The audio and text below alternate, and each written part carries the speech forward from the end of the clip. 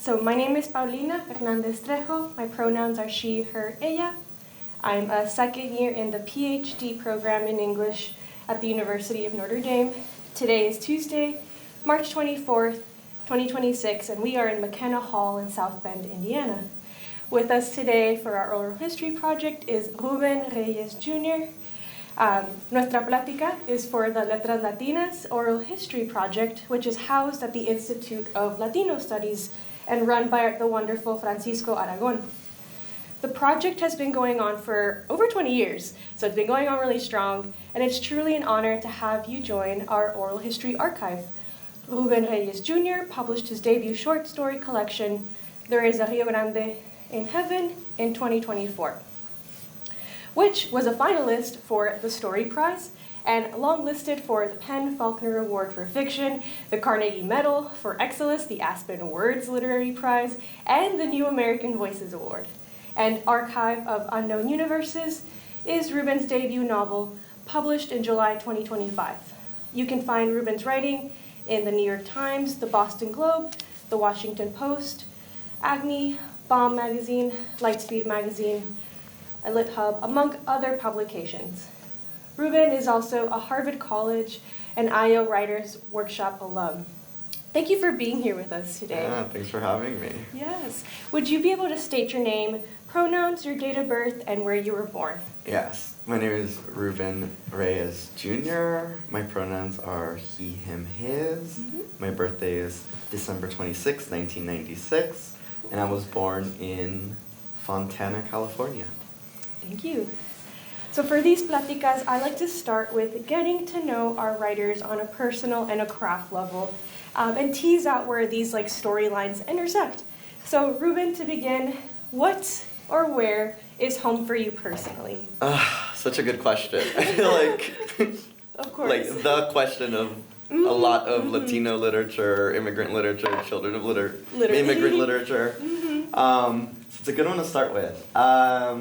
I definitely consider, in many ways, Southern California home.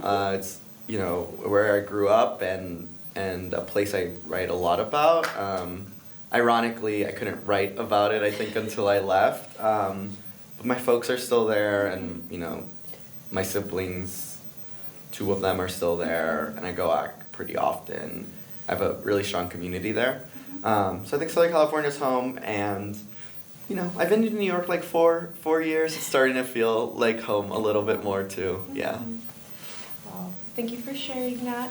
I know I mentioned earlier that you're an alum of both Harvard College and the Iowa's Writers Workshop, which are 2 very prestigious U.S. hallmarks of education and writing. And there is a history of authors of colors in particular excelling within these institutions while also having to carve their own path forward.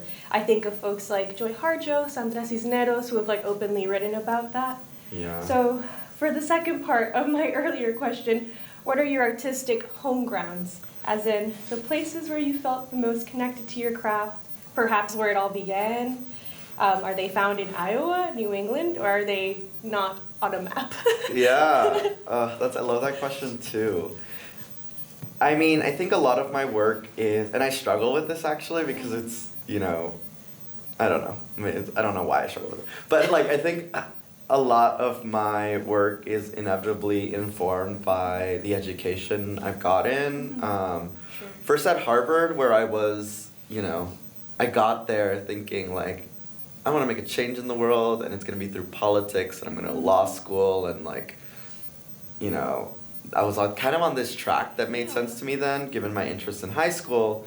But when I got there, I was I love the humanities, and I think I want to study the humanities. And I actually, in high school, this is a little side note. In high school, I really was I'm going to go to Stanford. I'm from California, I'm going to go to Stanford.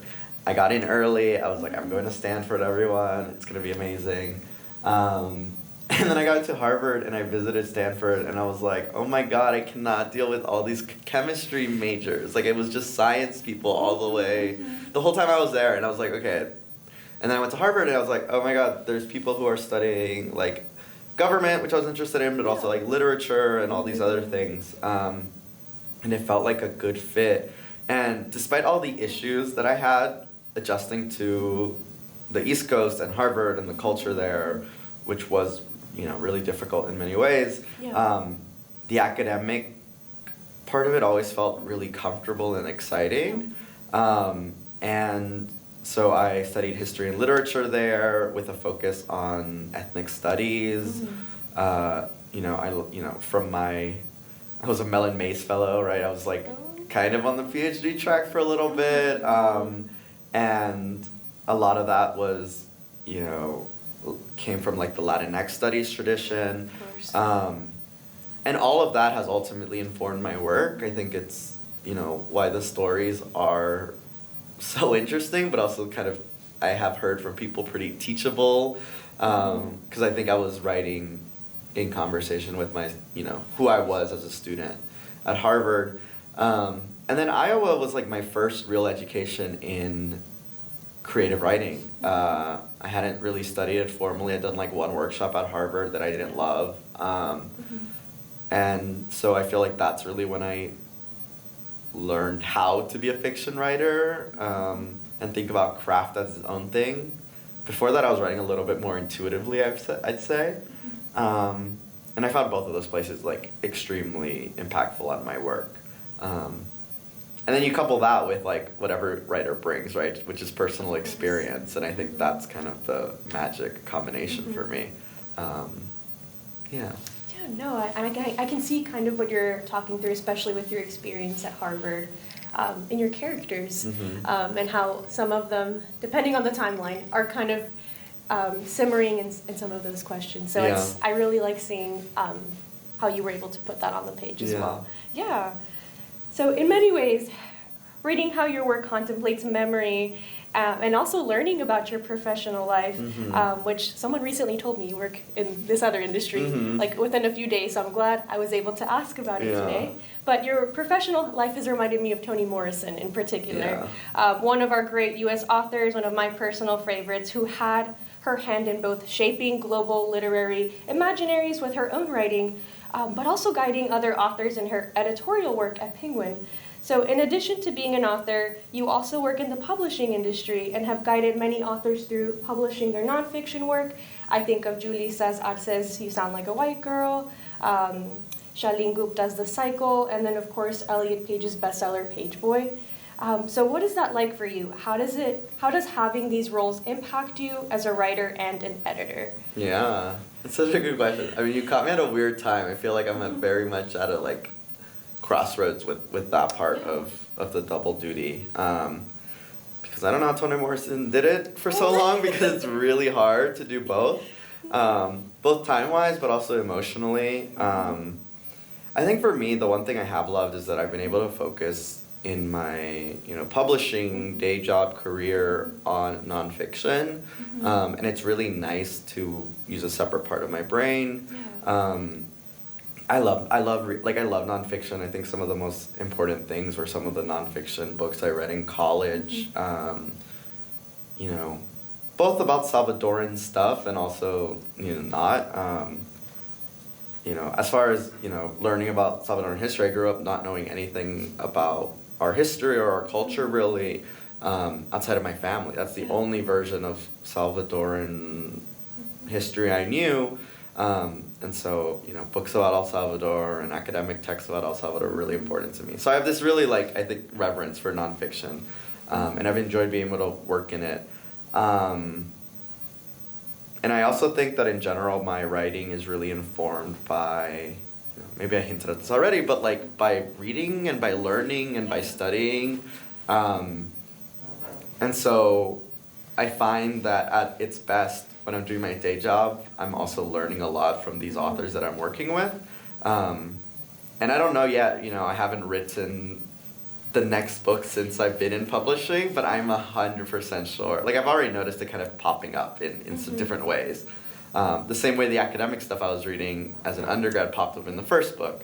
And so it's nice to be in an industry that is really, and working in a genre that is very focused on learning and, this transmission of knowledge and information that does feel important to fiction. Because I think a lot of people think about fiction, they're like, well, you're making it up, right? It can come from anywhere. But for me, it really has to start, I might, bring the emotion or the image, kind of from somewhere. Yeah. But a lot of the basis of the stories, whether that's historical or, whatever, does come from a real place. But yeah, and it's also nice to know how the publishing industry works, honestly. It makes it navigating it practically for myself a little easier. No, for sure. Yeah. I really like how you kind of bridge. For a lot of people, that boundary between fiction and nonfiction is so prominent, but the way you're talking through it, it's something that goes in between and back and forth. The way we learn from both genres and the way they both inform each other. Yeah, and I think it's important. I mean, I think my number one tip to writers or aspiring writers when I talk to them is like read widely, which is not people have said this for a long time, and I heard it from people. But I reiterate it because it's so important to read, across genres, because you never know what'll inform your work. And also you're just like a better writer when you realize that, faced with a blank page, you can kind of do anything. And so even if you know what you're going to do or you think you have a sense of what your work is going to be like, it's nice to know what people have done. For sure. Yeah. I like, quickly back to Toni Morrison. Yeah. I recently read her introduction to Beloved again. And I think Beloved was the one where she was like, I'm going to focus on my writing now because doing both is difficult. I think about that a lot. I think it's so, and she's an exception, and she was really a really special writer. But I do think there's like a part of it. I don't know if this had to do with it. I actually read recently a biography called Toni at Random. It's about her times. It's basically a biography of Toni Morrison, just about her time at Penguin Random House or. At Random House, I guess, at the time. Right, yeah. They had it merged. And it was a really, really just like interesting book. But one of the things that the author talks about is how, Beloved is kind of informed by, the author makes an argument basically that Beloved is partially informed by the many years that she worked in publishing. But it's such a large, emotional, ambitious project that I do imagine that you need the full headspace to try doing it. And that's the hardest part about, doing the day job and writing at the same time, is that like sometimes at the end of the day when I want to write, I feel like I don't have the mental capacity for it because I spent all day working on these great projects with other people. And so, I'm excited for the future day when I'm just doing my writing and can write something big and ambitious and I'm sure there will be one day where the two things will be hard to at least at the same time balance. For sure. Well, I really appreciate your responses on that. That was very detailed, it was very heartfelt, and I appreciated that. I do want to I love Toni Morrison, and we'll come back to her for a second, but we should focus on your work. And so I read Archive of Unknown Universes in acknowledgments that your historical basis for the novel came from a research trip to El Salvador in 2018, which mirrors Anna's own research trips to Cuba, to El Salvador as well. So what prompted you to write each of your two works? Can you map these journeys for us? Yeah, let's start with the novel and we'll work backwards. So, I don't think I knew it at the time, but I took this research trip in 2018. Like I mentioned earlier, like I grew up not knowing about El Salvador, and there's some great sociological research about this by Lacey Abrego, actually, who I thank in the acknowledgements, and I got to think in person. But I think in 2017 I read this article by her, I think it's called On Silences, and it makes the argument that because the Salvadoran Civil War was politically and economically denied by the United States, Salvadoran immigrants came to the U.S. and then, whether they knew it or not, perpetrated this denial in their own lives by not talking about it, as a war, by not talking about it to their children. It was also a really traumatic thing. Of course, people aren't going to, really dwell on it or bring it up to their young children. But she says that the impact is that lots of Salvadorans in the U.S. grew up without a sense of their history. And when I read that article, it was like one of those things where it's like, this is empirical, this is sociological, but it also felt extremely true emotionally. And so I think that was my starting point, right? This silence that existed in my life, you know, not necessarily purposefully or out of malicious intent, but just because, you know, a civil war and the trauma from that is a kind of impossible thing to look at. At Harvard, I started studying. I think the classroom was a great avenue to start studying this history. And in 2018, like I said, I was doing research and I wanted to learn more about the Civil War. And so I went to El Salvador with kind of half a plan. I worked out of an archive like Anna does in San Salvador, and I also got to collect oral histories from former guerrilla soldiers who I knew through a family connection that I didn't know. My godmother's brother had been a pretty involved member of the Salvadoran left. And that trip was, you know, in retrospect, the start. A lot of the details, you know, Neto's forgeries or the fact that, you know, Neto and Rafael, the two guerrilla soldiers in the book, go to Cuba. That's something I learned on that trip. I didn't actually start writing until probably 2 years after, once I was at my MFA. And, you know, for a while I was very idealistic, and I still kind of feel this way, just not to the same extent, where I was like, no one should write a novel that could be a short story. Like, I felt very strongly about that. But when I had this idea of kind of a multiverse novel about different ways the Salvadoran Civil War could play out, I was like, that's not a story. Like, that's too big a project. And that's basically how the novel started. And yeah. And then the story collection was a little bit more organic, I think.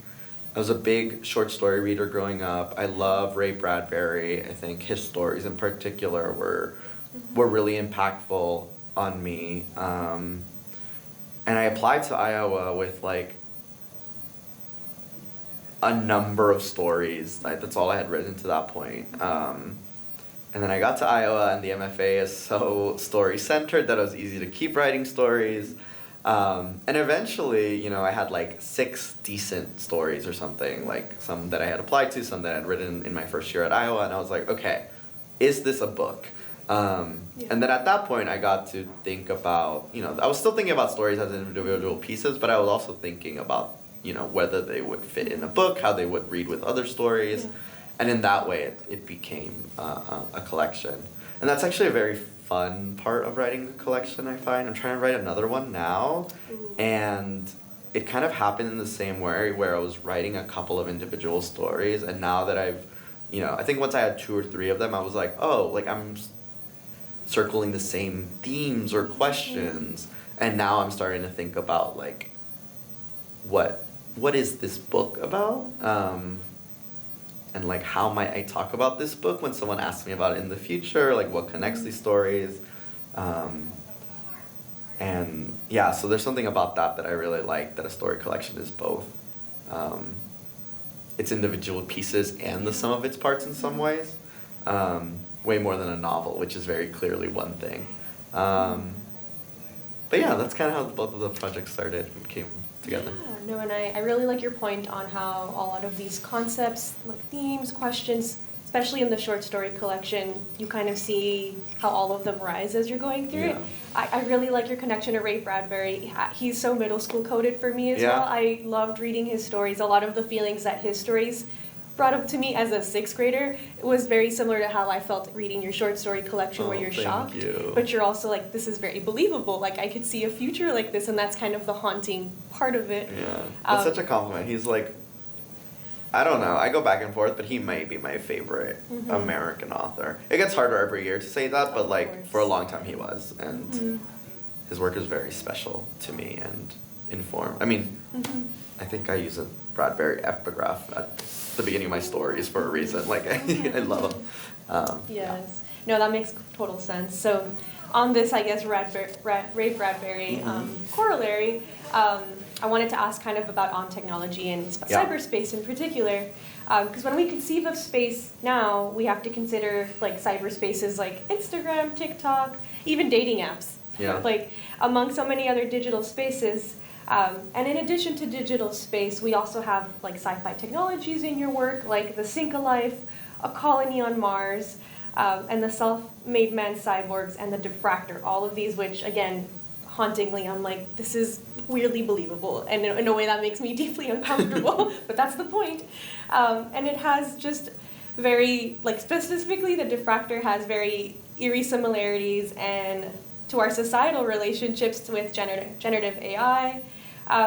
So all this to say, what did you want to achieve through the use of these creations? Yeah, I mean, I think when I'm writing, I'm often thinking about what I can bring to the conversation as someone who's writing right now. And from my perspective, too, as basically a digital native, right? I've been online, if not all my life, most of my life. And so I think it's inevitable that's going to make its way into my work. I think, so I'll answer in a couple ways. I think the tech in general, I'm really interested in it because of how dominant it is in our lives. And also how perniciously accepted it is sometimes. So like, I think a couple of years ago, that was during the pandemic, right? Like I got TikTok like everyone else did during the pandemic. Of course. And it was great, and that algorithm was so powerful, and it was giving me the funniest videos I'd ever. It was like, this is perfect. I love this. This is like so me. And then after like a year or two, I was like, wow, I am spending so much time on this app. I'm like, whenever I have like a moment of silence, I'm trying to fill it with a short form video.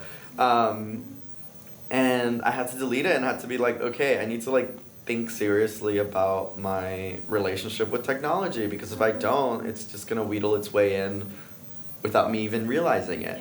And I think there's something about, I have a fear of that, and so in my work I think I like to grapple with how technology kind of creeps its way in. It's something that's obviously involved in the stories and in the novel, with the Diffractor especially. And I think a question I keep returning to, including in the kind of new stuff I'm working on now, is kind of the limits of technology. Because I do think that people turn to technology for things it ultimately can't give them, and that's a really interesting basis for fiction. The other thing I'd say, I really like your point actually about the digital landscapes, or I don't know how you phrased it much more elegantly.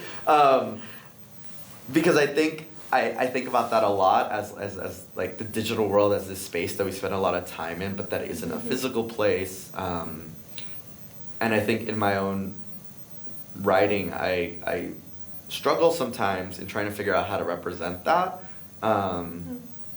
And I think the most interesting way I found it is just by kind of, not necessarily like transcribing my own text messages or anything, but by, trying to give the reader a mediated experience of what it's like to be on a screen. So the novel has these sections, right, where we actually see the characters interact with the Diffractor. And it was really important to me how it looked on the page. And I find that in a lot of my work, actually. Not always just with technology, but also with like letters and book excerpts and this kind of metadata stuff. Or metatextual stuff that shows up in the work. And I think for me, it's just important that, it's such a, like, technology is such a big part of our lives, and a lot of the reading we're doing is online. And if the book doesn't, I mean, maybe someday I'll write a book that doesn't need to address that. But often I find that like I want to capture what that experience is like, even if it's not the exact same experience. So this is stuff I'm always kind of working around and working through. And I think that really represents a big moment we see right now in like both poetry, fiction, like across genres, is how are our authors like encapsulating what does it mean to inhabit digital space and then come right back. I think of specifically like the way that, no theorist has quoted, this is something I probably got from TikTok actually, but the way that our algorithm feeds us like a funny cat video, and then we scroll and we're like witnessing genocide in Gaza or something like that. So then and then we come back and it's another, like, just another video. And so the way we're kind of like switched back and forth between like these very specific affects is very powerful, and seeing how folks like yourself are trying to kind of capture those moments and those feelings on the page, I can imagine must be challenging, but I think you're quite successful with that. Yeah. That's such a good point. Yeah, I think I've always felt that my work is always trying, like a big task of my writing is actually trying to fit everything that I want to fit into one package. This is like, there's always a blend of genres and tones and, like I said, metatextual stuff, so kinds of writing that all have like kind of fit in one story or in the novel. And I do think it probably is partially informed by having grown up on the internet that is just full of stuff in this way. The task is then how do you because I do think that books are very particular and special technologies. And so it's like, how do you capture the feeling of being online, right? Or the feeling of this too muchness without, I don't know, making a website or doing something that your phone can't do. Is always a challenge, but I guess the positive spin on it is like, yes, like I try, books can, the internet is limitless in a very obvious way. I think books can be too, and it's kind of a fun puzzle to figure out how do I make a book feel limitless or expansive, when it is ultimately 250 physical pages. Yeah. No, I love the way you work through those things, because like you said, books are also technologies. They have been historically technologies, and the way that we have a lineage of authors across not just the hemisphere, but just globally work with those aesthetics is really interesting. Yeah, for sure. So, again, I know I said we're going to come back to Toni Morrison for just a second. But so both of your texts touch upon the topic of memory.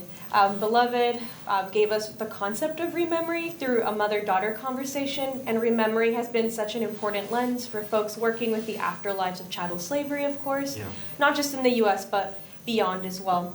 In Archive of Unknown Universes, there's a scene where Ana considers how Felicia, her mother, does not want to return to El Salvador because of the, quote, ghosts of the old days, end quote, might still be haunting that place and perhaps will terrorize Ana after all those years. When I read that, I immediately just thought of Setha and Denver and that conversation they're having in Beloved. So how do you approach memory with their setting, characters, other devices? What does Salvadoran literature, and perhaps with the speculative genre, teach us about memory? Yeah, that's a good question. I mean, I love, like I said, I come from the, within ethnic studies, I think, the literary study side of things, so rememory and these kind of, intersection of literature and history and memory is a lot of what I'm concerned with in my work, and just nerd over as a person. Same. There's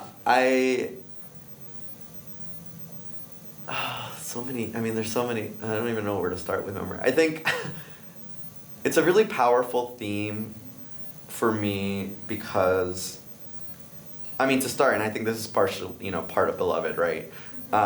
I'm really interested in the power of personal memory as kind of historical archive, right? Yes. The fact that if we're not able to share our memories or write them down, especially of these traumatic, difficult, violent experiences, it's another form of violence, right? And so I think that's why my characters, especially in the novel, but also in some of my other stories, are always struggling with how to remember or how to remember correctly. And why, Ana and Luis in particular are desperate for their family's memories. Because to me it feels like, that's the stakes kind of, right? Like this is one way of preserving history, even if it's a personal memory. So I guess that's one thing I would say, and I think that's, there's been a lot of great writing about that. I'm also really interested in memory as, bringing it back to myself, like as a creative, I think the great and terrible thing about memory is that it's really fragile and tenuous and shifting. Yeah. And for fiction, in my own, I have a terrible memory. Like, it's really frustrating to me. But in my fiction, it's actually really great because, you can take a memory. I can take a personal memory and then, like, blow it up in fiction. And I still get to the truth of whatever has made that thing stick, right? Either because it's a memory of a really difficult moment I had with a family member or a friend. Or because it's a memory, that I associate with growing up a diasporic Salvadoran kid, right? And then when I, apply it to a story, I can really push the memory to some kind of truth, whether it's emotional or political or personal. And so I find that it's like a very fruitful, source for fiction.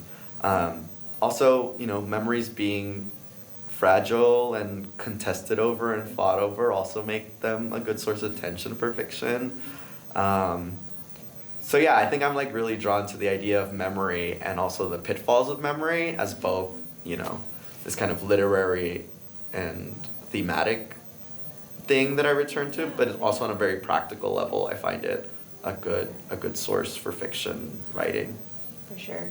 There's also, and I love all the different points you touched upon with memory in your own work, but also what does it mean for memory in the archive, especially in conversation with Beloved. But there's also the concept of, and this is something I was thinking of as I was reading your work, the concept of memory with like technology. Yeah. What is, for a lot of people, like you've been kind of hinting in your work, and today, people use technology or rely on technology for things that perhaps they feel they can't do themselves or they're not able to do themselves. And so I think especially in the novel, memory and technology are very linked in ways that the characters are like, well, the diffractor surely will help me find this or seek something that we can't humanly do. Yeah, totally. And I think you asked specifically too about, which I didn't quite answer, so I'll answer it now, about like the Salvadoran, like memory in Salvadoran literature or kind of thinking about that angle. I think memory feels like a very powerful way of preserving history or of even building history, of building an archive, of telling our story and our history and what happened in El Salvador in some way. Because like I said, there's all these kind of gaps that are both historical and cultural and political. And so when I was writing the novel, I was very aware, especially the parts that are more kind of historical fiction, that, I was trying to contribute, or that I was writing in a context where there's very little history about Salvadorans written. Maybe that's not totally true because there is quite a bit written. It's just like access is the thing that's limited. And so I think I was thinking about how do you write that history faithfully as a way of remembering the events of the Civil War. That also doesn't overstep because it is fiction, right? So it's like, I don't know, it's like the Sadie Hartman thing of like, oh my God, critical fabulation. Yes, there you go. Thank you.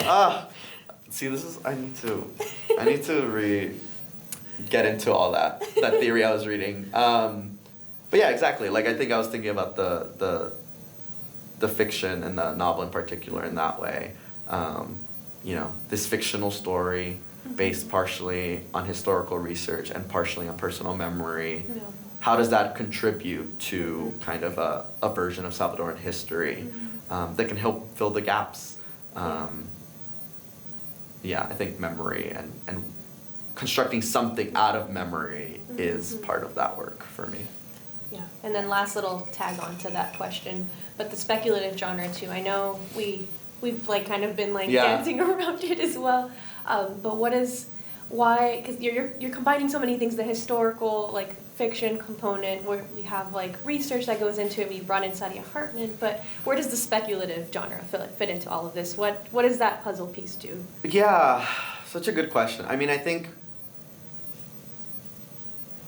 from the beginning, like going way back, I've just always loved the speculative. I find, as a reader, like some of the I mean, so much children's literature I'm realizing now is in that space, and it was what I was reading when I was learning to be a reader.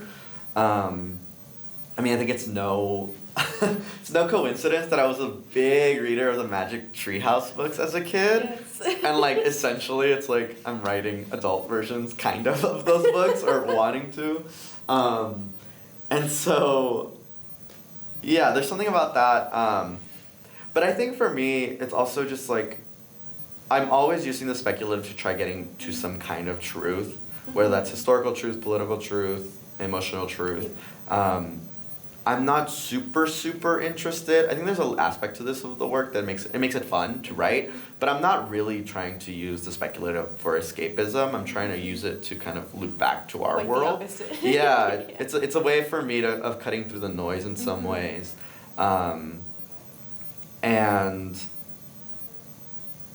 so that's part of it. I also think like, you know, if fiction's power compared to like nonfiction, right, is that it's so imaginative, like the imaginative possibilities are endless. I want to use that to its full extent possible, and for me, the speculative often lets me do that. I think it's also why I refuse to stick to one genre, or I find sticking to one genre a little bit stifling personally. But yeah, I think, you know, as this conversation has probably shown, I'm always working through a lot of kind of high-level questions, at least at the start of the project. And I often find that the speculative genre or speculative conceit can help me hold all of that a little better than a quiet, realist novel would, even though I love reading that stuff. I don't know how I would write just that. It seems kind of hard. You know, and I really like what you said with your interview with Tommy Connors on the Latinx project about how a Salvadoran immigrant might understand how Princess Leia felt when they destroyed Alderaan. And I think that really kind of puts together what you're phrasing for us here. Because we're not using it as escapism the way many people associate a lot of these like sci-fi or speculative like media forms. You're bringing us right back and like having us stare at what's going on. So, yeah, exactly. Yeah, I think that's right. I think for me it's a way of,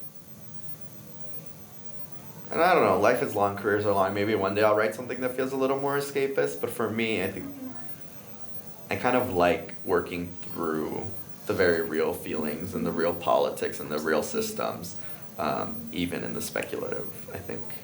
I don't know, I just find it really fruitful. I keep returning to it as a starting point. That makes a lot of sense.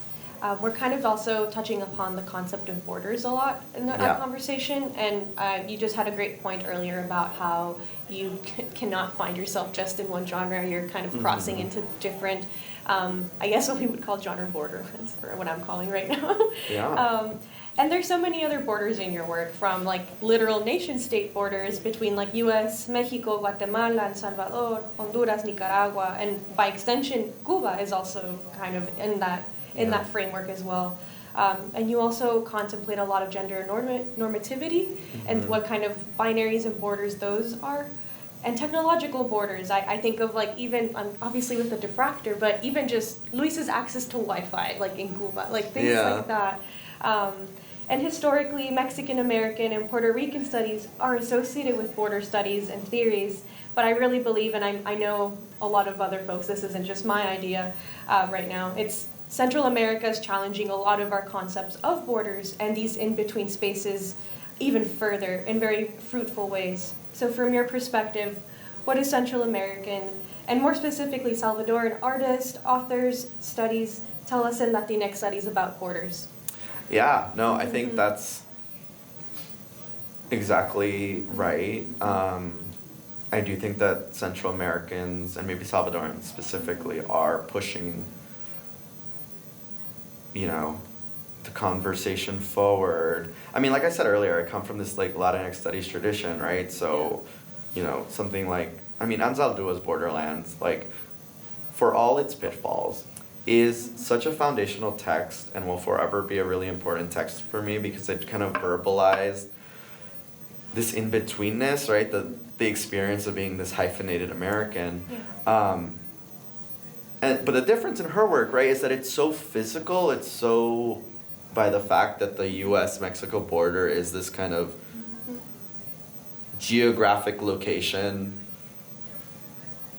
with shifting edges, right? The open wound, right? It's this very like physical, geographically, it's emotional and all these other things too. But like, it is based on this kind of land mass, right, in the Southwest. Salvadorans don't quite have that because there are a couple of countries between us and the U.S. But there's also this kind of like, it's a transnational thing. It's the hermano lejano thing, right? The faraway brother. This sense that, especially after the 80s, but even before then, like Salvadorans in the U.S. and Salvadorans in the homeland are not so separate, and they're connected by both histories of U.S. intervention in El Salvador, but also things like remittances, which make up, like, I don't know what this stat is right now, but I know more than 20% of the Salvadoran economy. And in that way, right, the borderland there isn't physical, but it's very, very real and intense. And for me, that really opens up the conversation that Anzaldúa and others, in her time started, with border theories and border studies, to think about borders in a non-physical sense. In my work, it is often actually going back to the digital, like it's about this digital borderland. I think about a detail in a story called Variations of My Migrant Life, where this child who's left by his parents who migrate to the US has to interact with them over WhatsApp and these kind of glitchy, like, video calls that don't quite work. And it's obviously not this real thing, but it's also a thing. And that is just the way many Salvadorans interact with the homeland, right? Once they're separated by distance. And so, I think like the border theories, the question of borderlands has always been a really fruitful one to me, again, because it feels very true to my experiences. But I think Salvadorans are forced to think about it in very broad ways, and not just in the sense of like geographic location, which is probably why it bleeds into genre and sexuality and form too, right? Like I think that's probably partially why I'm interested in blending form too. No, I really like how you're kind of explaining that. And I like the sense that the border, like Anzaldúa set us with that like geopolitical kind of like concept of the border, but now we're thinking beyond that and really enveloping the technological as well. I think of even Neto and Rafael in the novel with letters, like that's a form of technology in of itself. Their codes and everything to communicate what they're really feeling, because they can't really do that 100% because of all of these other borders that are in your work as well. And I guess in general, like what I hope and know that my work does is like really question borders as a whole concept. I think that's something I was really conscious about, because I grew up in the public school system here too, so I was hearing about these borders and like the nation starts here and the other nation starts there. And then eventually I was like, wait, it's not that straightforward. It's a lot more complicated. And I think that's always something I'm reaching to. I think it's also why the novel is so hemispheric, right? Because I wanted to write about the Civil War, but I wanted to write about it as it was, a Cold War conflict, which meant, it felt really important to me to put into conversation with Nicaragua, which is why Rafael is from there, and Cuba, which is why a lot of the novel takes place in Cuba. It felt like, a way of pushing the conversation around the Salvadoran Civil War into this kind of global transnational conflict, which is what it was, right? And so I think in general, I am often skeptical of neat borders, and I'm like very actively trying to be like, guys, I promise it's more complicated than that. We are all more interconnected than we are, and these lines in the sand are less permanent than we've been taught to believe. Absolutely.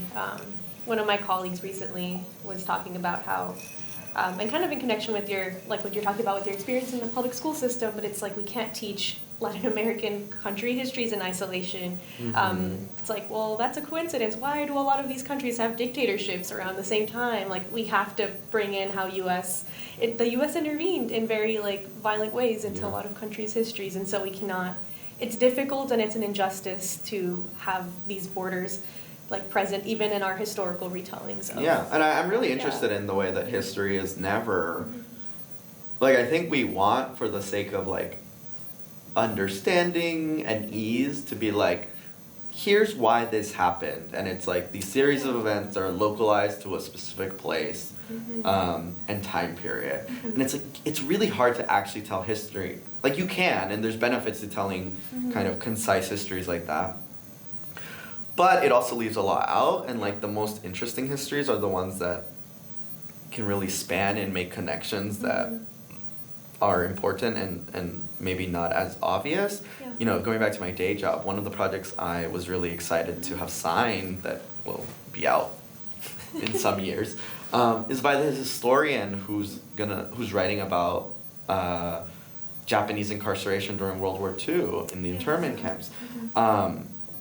And, you know, she's gonna write at some point a very, like, big kind of definitive quote unquote history of that history. But the thing that I loved about talking to her about this project and that the book's going to explore is how Japanese incarceration is part of broader histories of racial exclusion, from Mexican repatriation to settler colonialism, to these things that I think in our popular conceptions we're like, well, that's separate, that's like a different thing, it's about a different group of people. But her point, and what she has explained to me, the scholarship in the field is pointing to now, is that these things are all interconnected. And so I'm really interested in that kind of history that can, you know, make these connections between places and between time periods. That's why I collapse place and time in my work a lot, I think. No, that was so eloquent. I really love that. And for my final question, to kind of end us on a familial and on a note of love, one of the most emotionally difficult themes that Latinx literature explores, and we've been touching on a lot of these things in the conversation, but are the complexity of parental and multi-generational relationships within a home, especially when we consider how immigrant generations are socialized in and out of and in between the United States, queerness, how, and of course, like, considering familial and romantic love as well. Your stories add additional layers to these phenomena. And there's a Rio Grande in Heaven. The story Try Again is about a bisexual son resurrecting his father's consciousness through a device called a Sync-A-Life, because he craves a genuine and accepting relationship with his father post-mortem. In the story, he eats his own. The Salvadoran main character is essentially cannibalizing his own family in exchange for mangoes. Then in your novel, Archive of Unknown Universes, we read about an alternate universe where the FMLN succeeded a Salvadoran revolution, meaning that characters survive and that some are born as a result. So could you tell us more about your work and its additional layers of technological complexity and complicity, and how these further explore the classic Latinx and Central American literary themes around family and love? Yeah, such a good question. We could do a whole class on the kind of immigrant novel that is about intergenerational trauma and families. Truly. Maybe many, many semesters worth of courses. So I think I'm drawn to it on two levels. First, because it's, like, personally true. Like, I think the reason a lot of Latino writers have written about family is because it's this kind of, like, socially and personally just massive thing. Like, there is this kind of, I mean, even like the thing that's common throughout Latin America and a lot of, like, the quote unquote global South, right? That, like, once your parents get old, they live in your house, right? And, like, there's multiple generations living in one house, like, which we don't have in the States. But when we do, it's often around immigrant communities, in immigrant communities. and so it's like this kind of like reality that I think obviously our literature captures. And so, I've also felt the expectations of family and the struggles that come with that and all that stuff. So that's one reason. And I think the other reason is, like you mentioned, it's such a big artistic kind of staple or thematic staple in Latino literature. And here is actually, I think, where the technology or my approach comes from. I think, and I feel really, I've said like versions of this, and I feel complicated when I say it too, but like, I am really grateful to be writing when I'm writing because I have, like, I'm writing after this kind of boom of like quote unquote multicultural 90s literature, right? Which a lot of these books are foundationally important to me. I love them. They're really well crafted and really beautiful books. But a lot of them talk about family in a way that like now I'm like, okay, we've discussed family in that way, right? Often in really kind of dire, traumatic terms. Often the books being solely about a kind of complicated family, intergenerational conflict. And so I think when I was thinking about like, okay, well, what do I want to do in my work? It's like, well, how do I push that conversation, right? Some of these themes and dynamics are gonna be universal. I think that's why they're so compelling. But I was like, what can I do to kind of explore them in a new way? And for me, it was often through the speculative or the absurd, or thinking about how our relationships are shaped by technology, which is a thing that I feel like I, can contribute and think about now because technology is so different now than when these novels were created. And so I'm seeing it actually in the new work also coming up a lot. I'm writing a lot about siblings because I wrote not too much about siblings in the first book. But yeah, for me it's like obviously like, none of my stories take place in our world as we know it, I would say. Maybe one, but that's different. Mostly they don't, and, but again, I'm always reaching for the very real thing, and in the context of writing about families and intergenerational conflict, I am often thinking about the role of technology and how it's shaping it. So in Try Again, right? It's about this kind of eternal, like, on the surface, it's like not that interesting. Like, it's not that interesting a dynamic because it's so common, like, oh, a homophobic father and his son, right? It's like, whatever. But the way I gave that story life was by being, but what if the son really wants the relationship and has the technology that promises him a way to have it, right? And that was really interesting to me. And, or the He Eats His Own, the mango story, the first full story in the story collection. It's like, on the surface, a story about a family member exploiting a poorer family member. And like, what was I gonna say about that, right? Like, other than, that fucking sucks, don't do that. But because I have this absurd element of these like mangoes that he must have and that he flies on a commercial flight to the US, like it added this kind of little element that let me get to the, to those dynamics and explore them in a way that felt fresh and new and interesting to me. And yeah, so I guess I'm like really interested in writing about family and families and intergenerational conflict because it's really fruitful and personally important to me. But I'm always looking for a new way of doing it. I think it's also probably why the novel is a multi-generational family saga, but not in the way that phrase has been applied to a lot of books. It's also a multiverse novel and many other things. But yeah, I think it's a very fruitful concept that I artistically approach with caution because of how much has been written about it already. Yeah. And I think that's one of the beauties of being like within the lineage of like we know what multiculturalism wrote about the 90s. That was a moment. Yeah. We are past the moment.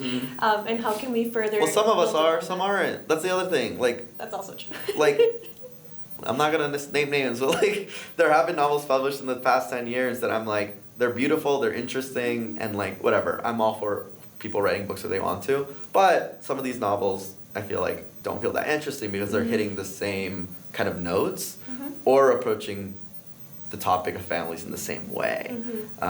I love the idea that I can, you know, again, build on the tradition and try something new. And I'm always aiming for the thing that is very me. Like I really, and this is hard to do, but like I always hope that I can write a story and someone reads it and they're like, oh, that's Ruben, like being himself, like being weird and like approaching things sideways. And I think in general, I am aware, again, another class we taught about this, but I am aware about like the pitfalls of like Latino literature as a genre that has, you know, existed, right? And I think my work is actually really benefited by the fact that I'm so aware of those trends or archetypes or, you know, traditions, and that I don't really want to fall into them if I can avoid it.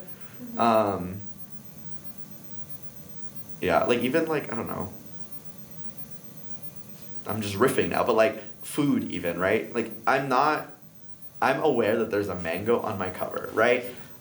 But the reason there's a mango on the cover is because the story that image comes from is about like the role that mangoes and fruit have played in diasporic literature, right? Like I'm really aware of that stuff and I'm trying to play with it. And in general, I find that fruitful for my work, actually. Like, it's, I don't know. Yeah, and that was my final question, but I have a little bit of it just because I think your comments have been great. You play with, and you play with a lot of, like, these, not just, like, icons like the mango or, like, the tropical fruit in a lot of our diasporic literature, but it shows, like, your Latino studies training definitely shows, because you also challenge a lot of the concepts from not just, like, 90s multiculturalism, but a lot of the conversations we have and challenges we have in Latinx studies today, with our the first story in the collection with the mangoes, the one we keep referencing. We always talk about family, like being united, maybe like the crevices that, like the secrets, the silences that kind of piece the family apart, but then it comes back together, it flows apart. But the way you talk about that story is like the extractivist tendencies of our families once someone has immigrated, made more like money or something like that. Like what are the not just like class divides, but also just how do we replicate a lot of these violences that our communities have felt within our own families, which I think we only touch upon. We haven't had like a lot of like media interactions with that. And then you also have like Mexican American, oh my goodness, Diaz manufacturing, right? Which I'm like, it comes out in like your short stories, also comes out in the novels, and that's based off of like this super like horrifying concept of like, well, the Mexican American Studies labor movement did this, and now someone from that labor movement is making the self-made man, which is like horrifying, and essentially replicating the violences that were done onto the labor movement. So you take things that we know and you kind of push it off the edge or push it off. I mean, I wanted Latino villains as much as I wanted Latino heroes in my first book, but I think in my writing in general. And at some point, at first I think it was a little more intuitive, but at some point I was really aware that so much of Latino literature has been about the white gaze and American, white America's impact, which again, I felt in my life, right? It's a very real thing that I still feel really often. But for my work, I was like, well, let me write about inner Latino conflict because it's real and it's interesting and it hasn't been explored as much, and not in the way that I'm inherently gonna do it because I love the weird and wacky in fiction. Yeah, for sure. Well, we're almost at time, and I don't think I emailed you about this, but I did want you to do a quick little reading if that was possible. I brought the books. Yes, I would need that. And I will bring them out.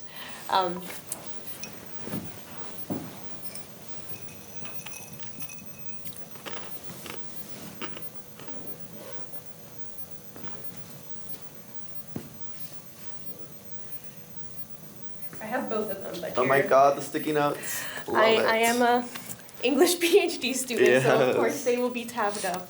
All right, what should I read from? Does it matter?